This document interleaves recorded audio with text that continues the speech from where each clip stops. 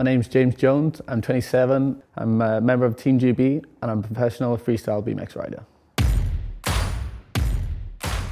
You wouldn't believe he was the person then that he is now. It's a perfect example of how we grew up to where you can get in life. I never doubted my ability because then the sport's not for you.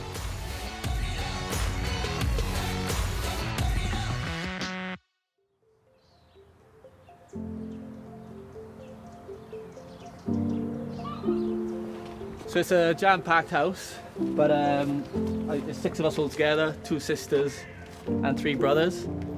And it's not the biggest house, so there's a few arguments here and there.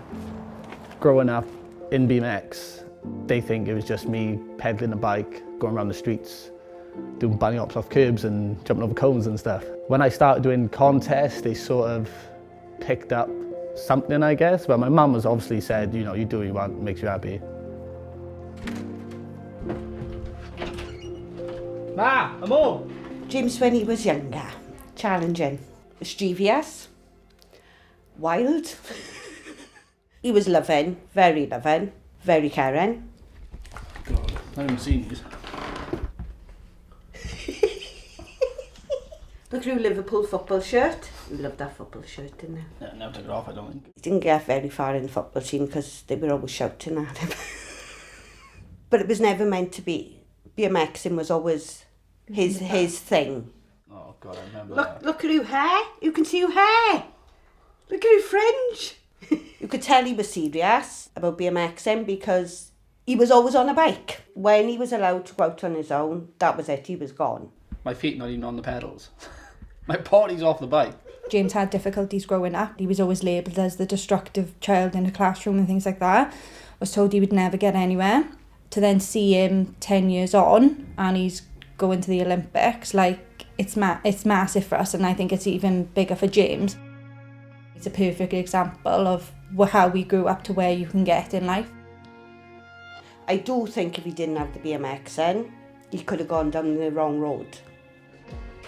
Can't remember the last time I made a cup of tea in his house. No. I first met Shannon in a skate park. Yes, she was just walking past, and as a young lad myself, I could backflip, so you know, you gotta give the people what they want. This is gonna be amazing. Honestly. I met James nearly 10 years ago now. He was obviously riding, showing off.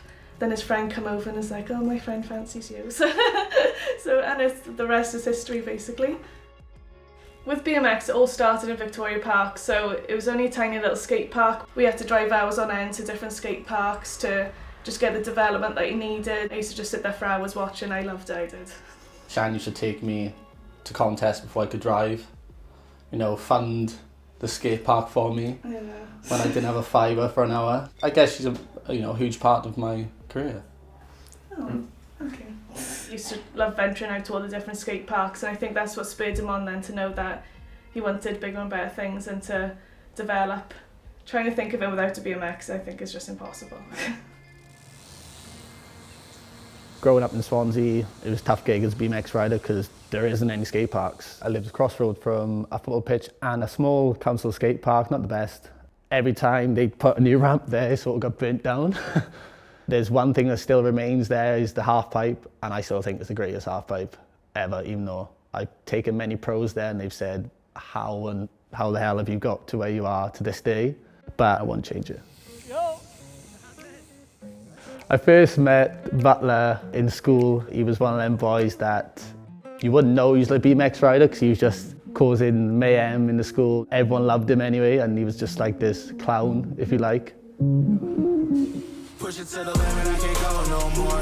Red light, no way, I'm coming back home. Long dirt road, all on my own. I'ma be the greatest, write my name in the stone. We used to leave school and just come here, meet at 4 o'clock and then ride till about 9 p.m. Remember we used to do backflips to deck there? That's how I met Chan. Backflip. Yeah, yeah. She used to walk past. Oh, she is beautiful. Backflip. You wouldn't believe he was the person then that he is now, you know. He was different character all the time, you know, but it was always a pleasure to be around. Everyone says, like, how do you progress in Swansea? I may do the big tricks, but the little stuff, like, I still learn from everyone else. Like, Butler actually taught me how to no-hander air, so That's my claim to fame, that is. I taught him a couple of tricks. Yeah, I'm pretty much an Olympic coach, yeah, I'd go that far as well, yeah. As poor as this skate park is, it's helped me in a massive way. He always had a spark in him, you know. I don't think he knew ever which path he wanted to go down, obviously. Once he was on them tours every weekend and the consistency with the tricks was coming in, you were looking at him and you were like, oh my God, this boy riding with him in this skate park, and you don't see that talent here because obviously you can't showcase the talent here.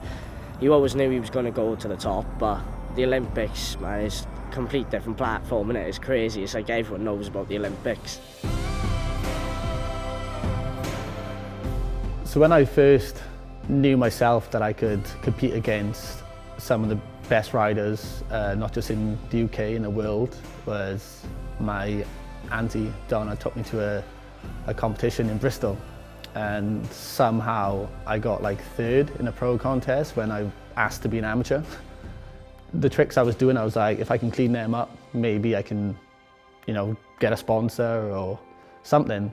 And from that, I had an invite just from that contest.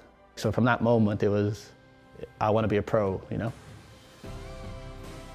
Every check I have, they give you a wooden check or something, and they're all on my wall in my gym, in my house. So I go in there now and you see one like 2012, and you're like, that was a sick contest. You mean they mean something, it's not just the money.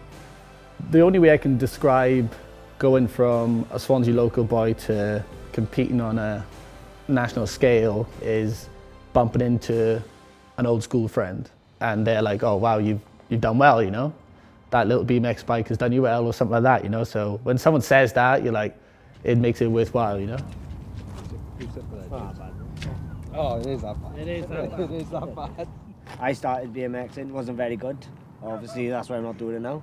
Went over the ramp, smashed my face on the other side, and that was the end of my BMXing career. And good looks.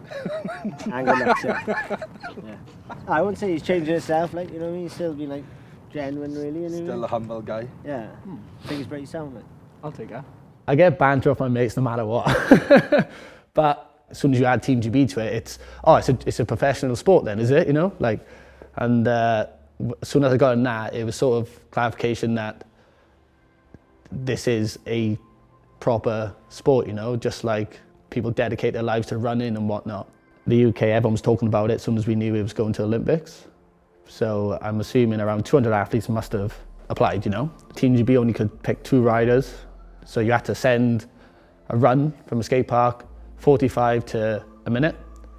It took 4 days to film this line, and I was like killing myself because we do it and I'm like, nah, that's not good enough, that's not good enough.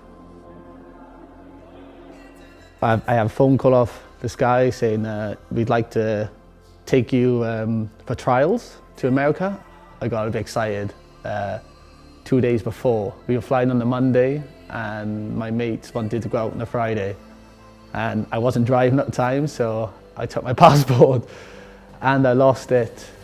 Obviously, Mama Jones was to the rescue.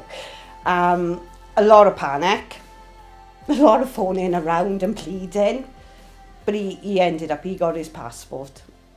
I made sure of it. For me to even get to America is something special, so it was a win-win for me. So I tried my best, and I don't know how, but they chose me at 1 out of 5.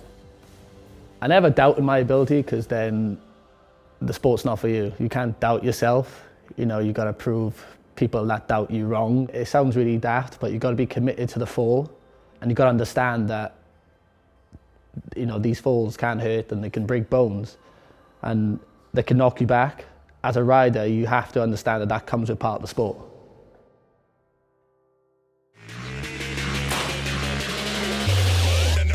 Not going to slow down, ever. To get told that there's a chance you can't ride again. I got to be the strong one. All I knew was I needed to get back.